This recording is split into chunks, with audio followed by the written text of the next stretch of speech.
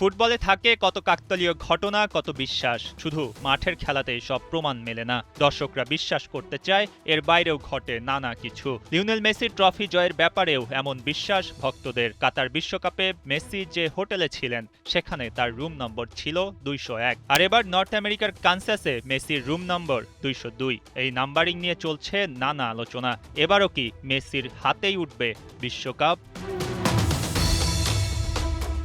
লম্বা সময় সার্জিও অ্যাগুয়েরোর সাথে হোটেল রুম শেয়ার করতেন লিওনেল মেসি। অ্যাগুয়েরো অবসর নেয়ার পর মেসি আর কারো সাথে রুম শেয়ার করেন না। 2022 বিশ্বকাপে 201 নম্বর রুমে ছিলেন LM10। বিশ্বকাপ জয়ের পর সমর্থকরা বলা শুরু করেন 2 এর সাথে 1 যোগ করে সংখ্যাটা দাঁড়ায় 3। আর আর্জেন্টিনার ঝুলিতে ওঠে 3 নম্বর সোনালী ট্রফি। অর্থাৎ মেসির রুম নম্বরের সাথে বিশ্বকাপ জয়ের সংখ্যাটা মিলিয়ে তৈরি হয় নানা গল্প।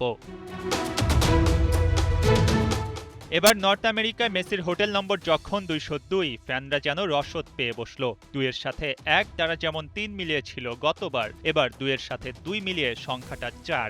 আর্জেন্টিনা কি জিততে পারবে নিজেদের 4 নম্বর বিশ্বকাপ? মেসির দল যখন প্রথম ট্রেনিং সেশন কমপ্লিট করেছে তখন সোশ্যাল মিডিয়ায় চলছে এসব আলোচনা।